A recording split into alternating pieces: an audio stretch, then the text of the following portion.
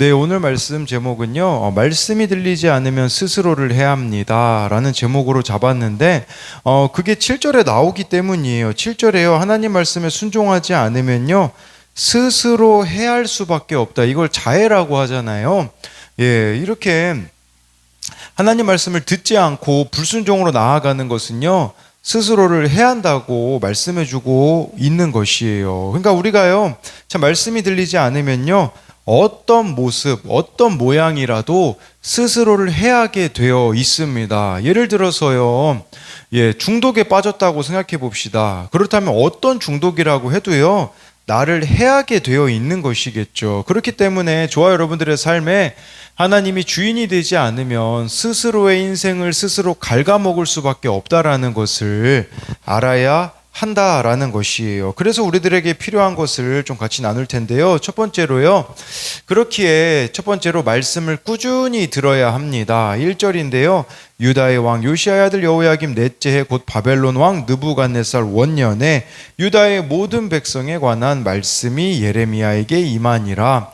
오늘 말씀이 예레미야 25장이잖아요. 어제는 24장이었는데 오늘 말씀이 어제 말씀보다 더 이른 배경을 가지고 있어요. 어제 말씀은 기원전 597년에 여호야긴이라고 했거든요. 이 여호야긴이 고관들, 기술자들과 바벨론의 포로로 잡혀간다면 오늘은요, 이 여호야긴의 아버지인 여호야김이 나오잖아요. 그러니까 이게 더 전에 있었던 일이라는 뜻이에요.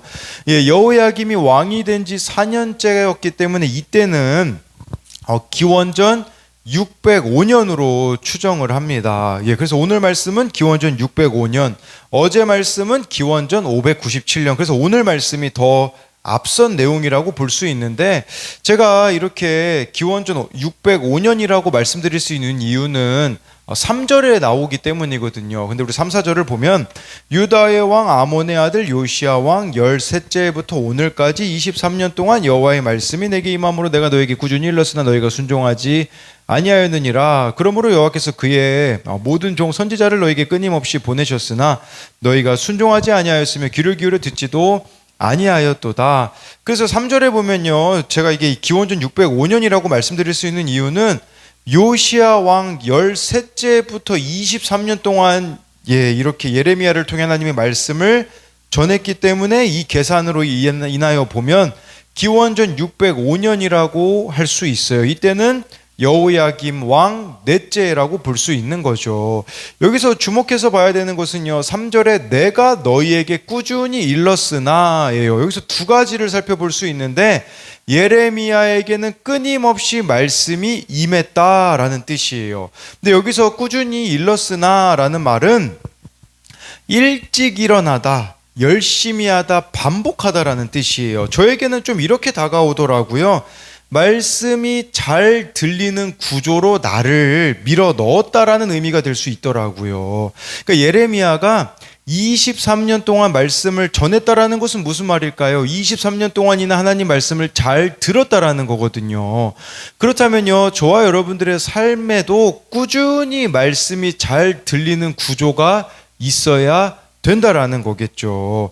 저는 원래 올빼미형 인간이었거든요. 올빼미형 인간이라는 건 늦게 자는 걸 뜻하는데, 그리고 또 낮잠을 자면 아직도 기억이 나는데 중학교 때 잘 일어나지 못해서 가족이 저를 깨우는데 너무나 힘이 들었던 것을 알고 있어요. 그리고 사역을 하면서도 늦게 청소년들이나 청년들에게 연락이 오면 받다가 새벽까지 깨어있던 날들도 있어요. 심지어 밤새고 새벽 기도했던 적도 있어요. 그런데 이제는요, 9시나 10시면 잠자리에 듭니다. 왜냐하면 그 이후의 일은 하나님께서 책임져 주실 것을 믿고, 또 제가 왜 그렇게 일찍 자냐면 새벽 3시 반에 일어나야 되기 때문이에요. 그런데 새벽 3시 반에 일어나는 것도 있잖아요.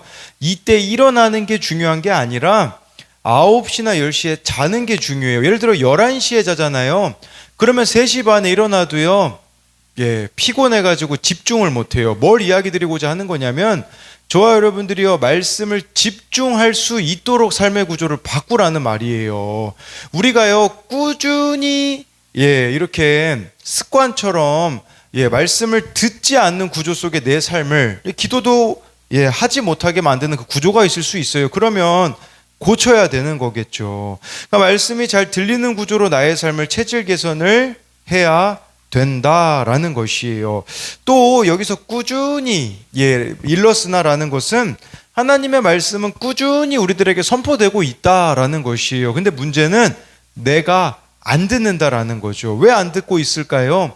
내가 우선순위로 삼고 있는 우상이 있기 때문이라는 거예요. 그래서 참회록을 쓴 그 어거스틴이요, 회심 전에 이런 기도를 했다고 해요. 주여 제게 순결함과 거룩함과 자제력을 주옵소서, 그러나 지금 주지는 마옵소서라고 했다고 합니다. 왜 그랬을까요? 아직은 쓸만하다고 생각했기 때문이거든요. 여러분, 말씀도 마찬가지예요. 왜 말씀이 안 들릴까요? 아직은 내가 말씀 없이 살아도 괜찮다고 여기기 때문이에요. 말씀이 없어도 내 삶에 충분한 대체품이 있다고 생각하기 때문에 꾸준히 23년 동안이나 말씀이 선포되었으나 순종하지 않는 것처럼 우리도 얼마나 말씀을 오래 들었습니까? 주일 말씀부터 시작해가지고 신앙생활 오래 하신 분 23년을 넘게 들으신 분도 있었을 거예요. 그런데 왜 안 들릴까요? 그것은 내가 아직은 말씀 없이 살아도 괜찮다고 여기고 있는 믿는 구석이 있기 때문입니다. 7절에 근데 우리가 말씀을 안 들으면 무슨 4절에서요.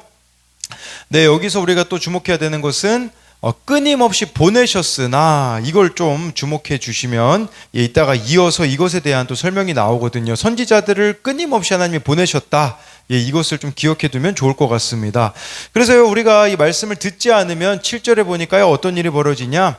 너희가 내 말을 순종하지 아니하고 너희 손으로 만든 것으로서 나의 노여움을 일으켜 스스로 해하였느니라. 여호와의 말씀이니라. 우리가 말씀을 듣지 않고 순종하지 않는 이유는요, 우상이 있기 때문이래요. 너희 손으로 만든 것으로서. 우리 각자 다 우상이 있을 겁니다. 그래서 나의 노력으로, 나의 열심으로 만들어내는 그런 우상들도 있을 수가 있는 거죠.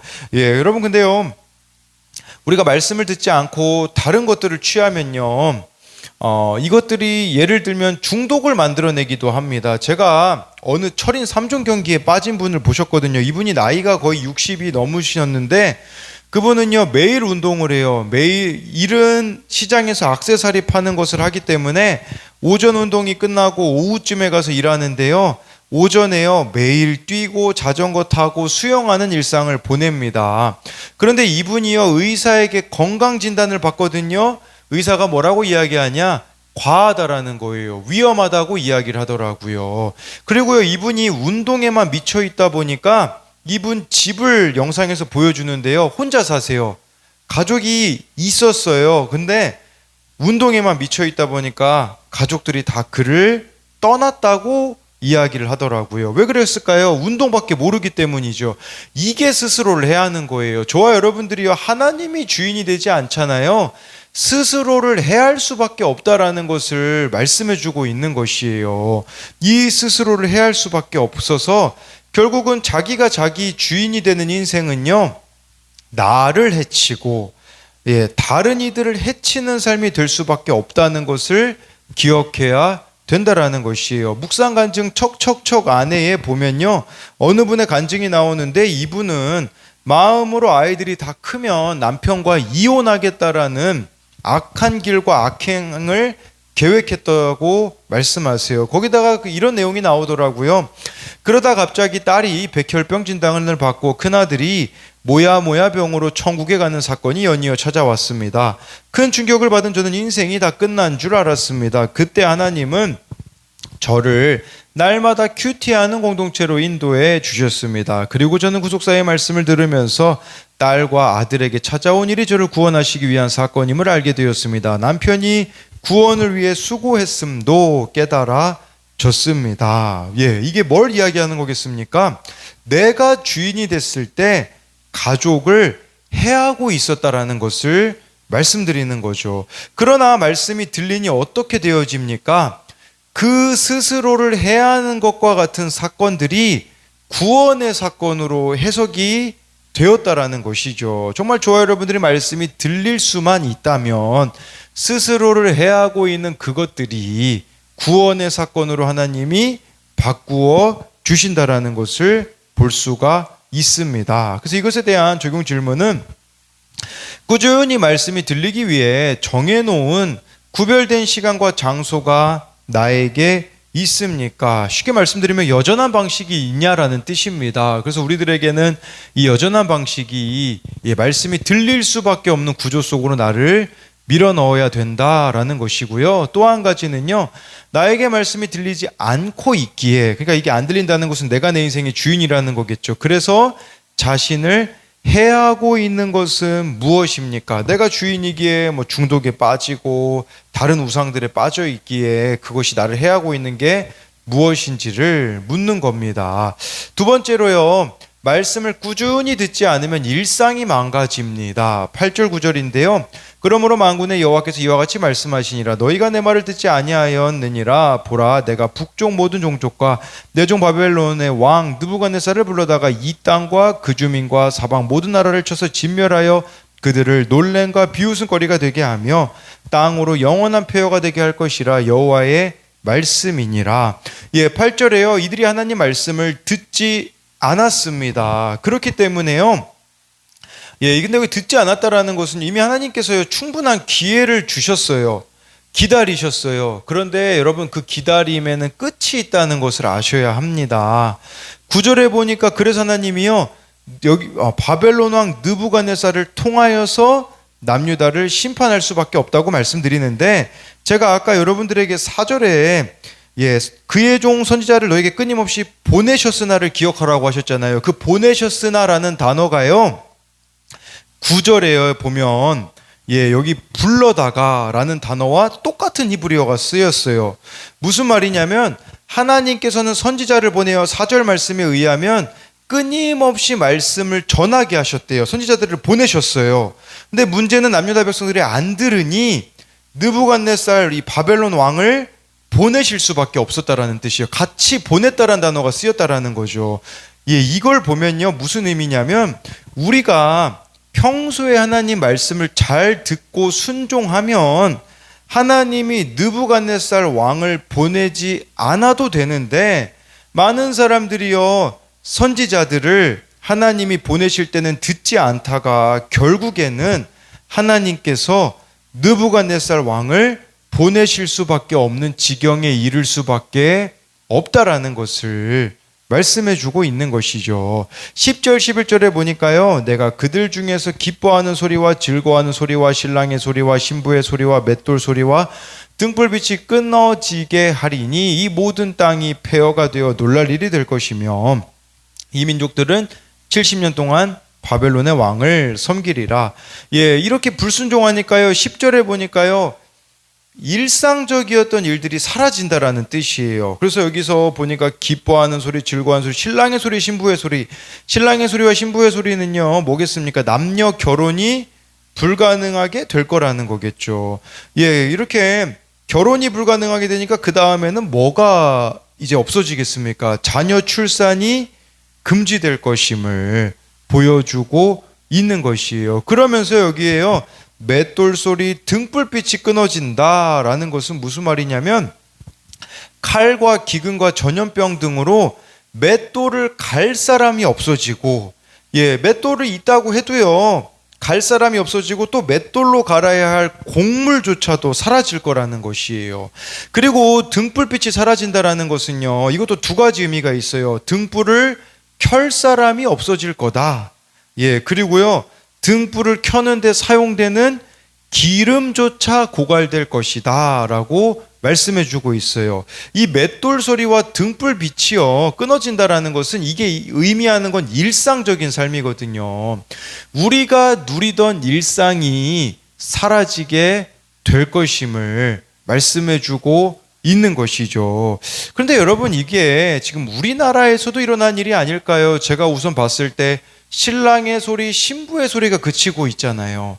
거기다가 자녀들을 더 이상 낳지 않잖아요. 이런 것들이 이전에는 일상이었지만 그쳐버린 그러한 모습들이 있지 않는가도 봐야 되는 거죠. 지금도 우리가 하나님 앞에 지금이라도 돌이켜야 된다라는 거죠. 또 맷돌 소리, 등불빛이 끊어진다라는 것은 이거 아까 일상생활이라고 했는데 지금 그 차별금지법이 통과되기 직전이잖아요. OECD 국가 중에 우리나라만 지금 통과가 안 됐다고 하더라고요. 근데 우리가 지금 10월 27일 날 이거 막기 위해서 모이지 않습니까? 근데 만약에 차별금지법이 여러분 통과되어지면 어떻게 될까요? 지금 여러분들이 누리고 있는 일상들이 무너질 수밖에 없다라는 것을 기억해야 돼요. 지금 내가 누리고 있는 일상이요, 당연한 게 아니라는 것을 아셔야 한다라는 것이겠죠. 그래서 이 일상이 끊어져 10절에 보니까요, 모든 땅이 폐허가 된대요. 우리도 이대로 그냥 가면요, 대한민국은요, 폐허가 될 수밖에 없다는 것을 알아야 한다라는 거겠죠. 그럼 마음 아픈 사실은요, 이 느부갓네살 원년에 이 느부갓네살에 의하여서 이렇게 바벨론에 포로로 잡혀간다고 하는데, 지금 하나님이요 이미 23년 동안 예레미야를 통해서 말씀하셨잖아요. 남유다가 언제 멸망할까요? 18년 후에 멸망합니다. 이게 저는 안타까운 거예요. 23년이나 예레미야를 통해서 말씀하셨죠. 18년이라는 기회를 주시죠. 그런데 그 기회를 외면하자 결국은 바벨론에 70년 동안 포로 생활을 하게 될 거라는 거죠. 12절인데요. 여호와의 말씀이니라. 70년이 끝나면 내가 바벨론의 왕과 그의 나라와 갈대아 이내에 땅을 그 죄악으로 말미암아 벌하여 영원히 폐허가 되게 하며, 저에게 은혜가 되었던 것은 70년이 끝나면이에요. 예, 우리가 포로로 사로잡히는 이 포로 생활이요, 끝날 때가 반드시 온다라는 것이에요. 언제 이 포로 생활이 끝날까요? 이재훈 목사님이 쓰신 은혜는 마르지 않는다라는 책에 보면요, 어느 유럽의 수도원에 방문자가 왔다고 해요. 수도사는요, 방문자에게 방을 내주면서 한 가지 금기사항을 알려주었다고 합니다. 그것은 절대로 창밖을 내다보지 말라였어요. 이 금기만 지키면 방에서는 무슨 일을 해도 괜찮다고 했어요. 이 방문자가 창밖을 내다보았을까요? 내다보지 않았을까요? 하지 말라고 하면 더 하고 싶은 게 인간의 심리잖아요. 당연히 방문자는 창밖이 너무 궁금해서 미칠 지경이 되어 방에 혼자만 있어가지고 그는 몰래 창밖을 내다봤거든요. 그런데 순간 기겁했다고 해요. 왜냐? 모든 수도사가 창밖을 내다보고 있었기 때문이에요.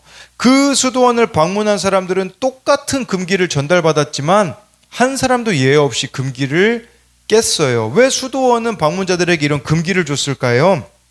그 이유는요, 인간은 단 한 가지 규칙도 지킬 수 없는 무능한 존재라는 사실을 가르치기 위해서였다고 해요. 제가 이 이야기를 왜 드리냐? 바벨론의 70년간의 포로 생활이 이걸 깨닫는 시간이에요. 자기 자신에게 절망하는 시간입니다. 여러분, 자기 자신에게 절망하셔야 돼요. 포로 생활이 절망의 시간이에요. 왜 절망하라고 말씀드리냐? 자기 자신에게 절망하지 않는 사람은요, 하나님의 은혜를 구하지 않기 때문이에요. 그들은 단지 문제가 생겼을 때, 은혜를 단지 문제가 생겼을 때 얻는 도움쯤으로 생각하거든요. 그런데 은혜는 언제 임하냐? 내가 아무것도 할 수 없다는 전적인 무능과 절망을 인정할 때 구원의 손길이 내게 다가오는 거죠. 나는 아직 형편없지 않아, 괜찮다고 생각하는 한 은혜의 놀라움과 회복은 이루어지지 않는다라는 거예요. 이 70년이라는 바벨론 포로 생활은요, 남유다 백성들에게 전적인 무능을 경험하는 때라고 볼 수 있어요. 여러분, 근데요, 저와 여러분들이 전적인 무능을 경험하게 되어지면 어떻게 되어지는 줄 아십니까? 날마다 말씀 없이는 살 수 없게 되어져요. 제가 어제 우리들 교회에 그 띵크 목회자 세미나 패널로 갔잖아요. 교인이요 한 750명에서 1000명 되는 담임 목사님이요. 그렇다면 사역자가 한 10명이 필요하거든요. 원래 사역자가 10명이 있었대요. 그런데 이 말씀 중심의 교회로 바꾸니까요, 다 나갔대요. 지금 부교육자 1명 남았다고 이야기를 하시더라고요. 얼마나 겉으로 보기에는 절망적입니까? 그런데요, 그 목사님이 뭐라고 이야기하셨냐면, 그렇기 때문에 날마다 말씀을 붙잡을 수밖에 없다고 하시더라고요. 여러분, 나의 전적인 무능의 상황, 그 포로 생활이 있잖아요. 하나님의 말씀을 붙잡을 수밖에 없는 기회라는 것이에요. 이 포로 생활 그냥 70년 그냥 지난다고 끝나는 게 아니에요. 전적인 무능을 발견하고 말씀을 들어야 된다라는 거겠죠. 그렇기 때문에 정말 좋아요, 여러분들이 말씀을 붙잡지 않으면 살아갈 수 없는 삶이 되었으면 좋겠습니다. 그래서 이것에 대한 두 가지 적용 질문은요. 내가 끊임없이 말씀을 듣지 않기에 하나님이 나에게 보내신 느부갓네살 왕은 무엇입니까? 그러니까 이 선지자들을 사절에 끊임없이 보냈다고 했잖아요. 근데 안 들어가지고 하나님이 보내실 수밖에 없는 느부갓네살 왕과 같은 사람과 사건이 무엇이 있는지 묻는 것이고요. 또 한 가지는요. 견디기 힘든 나의 70년 포로 생활은 무엇입니까? 그것도 결국 끝날 것을 믿습니까? 기도하겠습니다. 살아계신 하나님, 오늘 말씀에 하나님은 충분히 기회를 주신다고 합니다. 23년이나 꾸준히 말씀하셨고 예레미야를 통해서 그리고 18년이라는 시간을 더 주시는데도 정말 남유다 백성들은 깨닫지 못하여서 스스로를 해야 합니다. 하나님, 이 남유다의 백성이 나의 모습이 아닌가 돌아보기 원합니다. 끊임없이 말씀을 주시는데도 이 말씀 없이도 충분히 살 수 있다고 다른 우상들을 내려놓지 못하니 스스로를 해야 하는 자해를 할 수밖에 없는 삶을 살아갈 수밖에 없음을 회개합니다. 하나님, 정말 이 70년이라는 그래서 하나님이 포로 생활을 주시는데 70년이 그냥 시간적으로 찬다고 해결될 게 아니라 그 70년이라는 포로 생활 가운데 나의 전적인 무능을 고백해야 포로 생활이 끝나는 것을 알게 하여 주옵소서. 하나님, 저도 포로 생활과 같은 시간을 보내고 있습니다. 이 가운데 하나님이 저에게 원하시는 것은 말씀만 붙잡는 거를 원하시기에 이 훈련을 저와 우리 성도님들이 잘 받기 원합니다. 그리하여서 말씀 없이는 살 수 없는 인생, 말씀대로만 순종하는 인생이 되어질 수 있도록 우리들의 삶을 주님께서 신실하게 인도하여 주시고 책임져 주실 것을 믿으며 살아계신 예수님 이름으로 기도드립니다. 아멘.